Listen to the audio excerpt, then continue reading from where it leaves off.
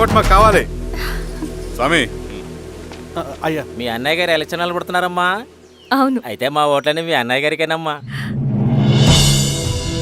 వాళ్ళు ఏం చేసినా దానికి ఒక స్ట్రాటజీ ఉంటుంది.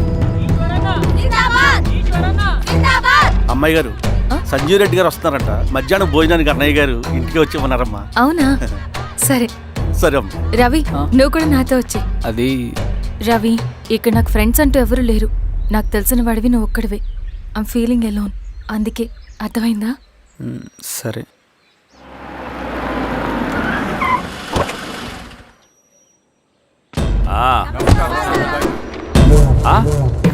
సురా బాగున్నావా?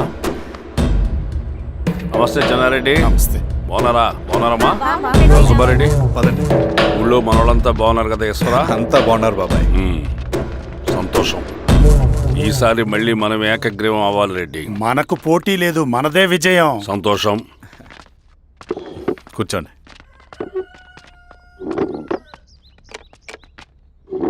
మీరందరూ లోపలికి వెళ్ళి భోంచేయండి. అలాగే అన్న. ఆ రైతు కూలి సమస్యలు ఎంతవరకు వచ్చినాయి? మాట్లాడుతున్నాం బాబాయ్, దాని గురించి మీరేం వరి అవ్వట్లేదు. బాబాయ్, ఆ, నమస్కారం. రండి రండి.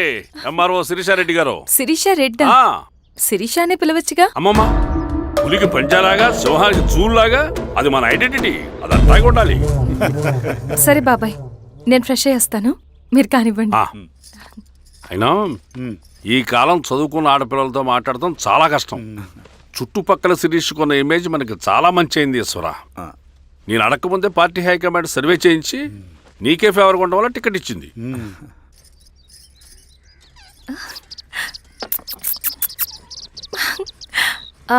అనేవాళ్ళు ఎక్కడ? బయటికి వెళ్ళారమ్మా.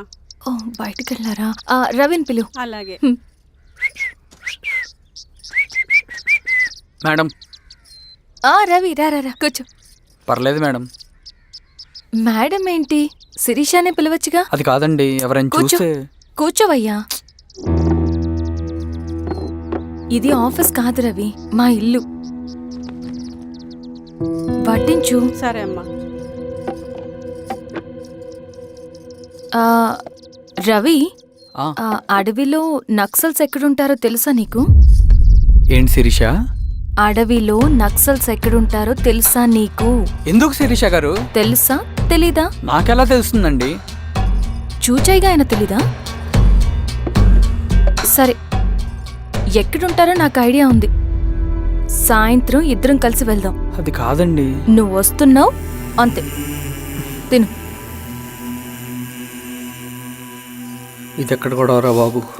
సడన్ గా నక్సల్స్ అంటుంది, అడువంటుంది. కొంప తీసి నా మీద ఏమైనా అనుమానం వచ్చిందే ఏంటి? రవి, ఇక్కడే ఆపొకసారి. ఎందుకు ఇప్పుడు ఈ టైంలో అడ్వెంచర్లు? ఇప్పుడు జరగరాంది ఏమైనా జరిగితే రేపు మీ అన్నయ్యకి తెలిస్తే బాగోదు. రవి, చుట్టూ చూడు, పైన వెన్నెల, పక్కనే అడవి. అబ్బో, ఎంత బ్యూటిఫుల్ గా ఉందో. అవునా? అవునా ఏంటి? అసలు ఎప్పుడు చూసినా ఎందుకలా డల్ గా ఉంటున్నావు? కాలేజీలో ఇలా ఉండేవాడివి కాదు కదా, ఏమైంది? అది ఒక్క నిమిషం. హలో మేడం, పేషెంట్ కి అర్జెంట్ గా ఏ పాజిటివ్ బ్లడ్ కావాలి మేడం. రవి, అర్జెంటుగా హాస్పిటల్కి పోనీ. ఏమైంది? పోనీ. రండి మేడం, ప్లీజ్ రండి. పోలీసులకి నక్సల్స్ కి కాల్పులు జరిగాయి. ఆ కాల్పుల్లో గూడెం కుర్రాడు ప్రాణాపాయ స్థితిలో ఉన్నాడు. తన బ్లడ్ మీ బ్లడ్ సేమ్. ఆ బ్లడ్ గ్రూప్ మా హాస్పిటల్లో లేదు, అందుకే మీకు కాల్ చేశాను. ఓ అవునా? అవును మేడం. పదండి డాక్టర్. Thank you madam.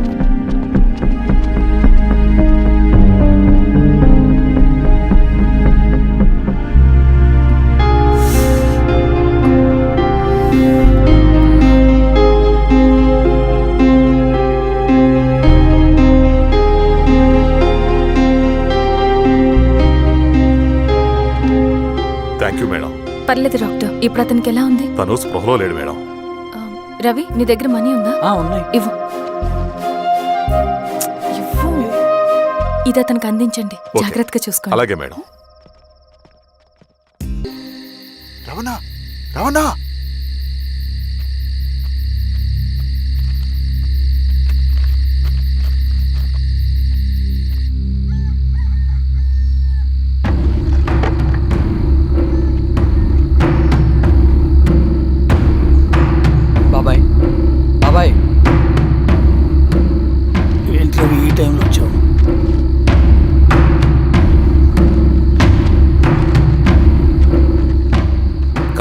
జరగబోయే జెడ్పీటీసీ ఎలక్షన్లో మన పార్టీ తరఫున జెడ్పీటీసీ చైర్మన్ పదవికి పోటీ చేయడానికి అర్హుడైన అభ్యర్థిగా మిమ్మల్ని సెంట్రల్ కమిటీ ఏకగ్రీవంగా నిర్ణయించింది.